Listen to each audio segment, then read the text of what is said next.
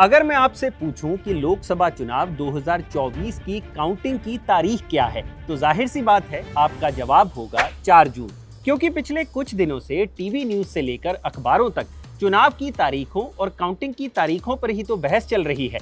सिक्किम और अरुणाचल प्रदेश दो ऐसे राज्य हैं जहां लोकसभा के साथ साथ विधानसभा के चुनाव भी होने जा रहे हैं और ईसीआई ने लोकसभा चुनाव की तरह ही इन दोनों राज्यों के विधानसभा चुनाव के लिए पड़े वोटों की गिनती की तारीख 4 जून ही तय कर दी थी। लेकिन यहीं पर इलेक्शन कमीशन ने एक ऐसी गलती कर दी जिसकी कोई मिसाल इतिहास में नहीं मिलती। तो इस वीडियो में मैं आपको बताऊंगा कि क्या है इलेक्शन कमीशन की गलती जिसे बाद में ईसीआई द्वारा सुधारा गया और कैसे किसी चुनाव के रिजल्ट्स की तारीख तय होती है। नमस्कार, मैं हूं भूपेंद्र सोनी और आप देख रहे हैं अनकट।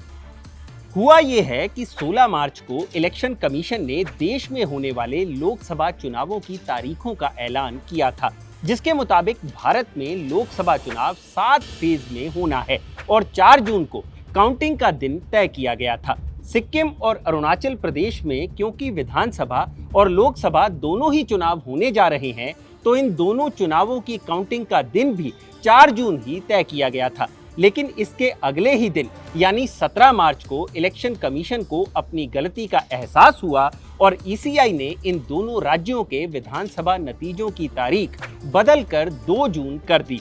यानी सिक्किम और अरुणाचल का अगला मुख्यमंत्री किस पार्टी का होगा, ये देश के प्रधानमंत्री से 2 दिन पहले ही तय हो जाएगा। लेकिन अब सवाल ये उठता है कि इलेक्शन कमीशन ने ऐसी कौन सी गलती कर दी कि उसे तारीखों में बदलाव करना पड़ा और कैसे किसी विधानसभा और लोकसभा चुनाव का पूरा शेड्यूल तय किया जाता है।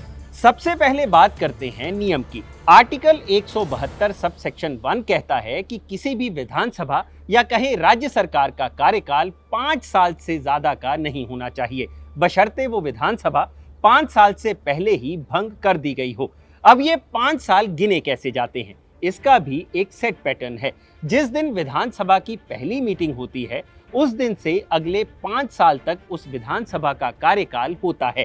किसी भी राज्य में विधानसभा के अगले चुनाव कब होने हैं, इसका खाका पहली मीटिंग के दिन ही तैयार कर लिया जाता है। यानी अगले चुनाव की तारीख उस मीटिंग के वक्त ही तय हो जाती है। संविधान के अनुसार सिर्फ एक परिस्थिति में विधानसभा के चुनावों की तारीख आगे बढ़ाई जा सकती है और वो है इमरजेंसी। अगर देश में इमरजेंसी लागू हो जाती है तो विधानसभा का कार्यकाल 1 साल तक और आगे बढ़ाया जा सकता है और इमरजेंसी खत्म होने के 6 महीने के अंदर अंदर चुनाव करवाने होते हैं। ये तो हुई विधानसभा की बात। बाकी लोकसभा के लिए आर्टिकल 83 सब सेक्शन 2 है, जो बताता है कि किसी भी लोकसभा का कार्यकाल 5 साल से ज्यादा का नहीं हो सकता। इमरजेंसी को छोड़कर लोकसभा के लिए भी सारे नियम विधानसभा जैसे ही हैं। अब आते हैं सिक्किम और अरुणाचल प्रदेश के विधानसभा चुनाव की तारीखों में किए गए बदलाव पर।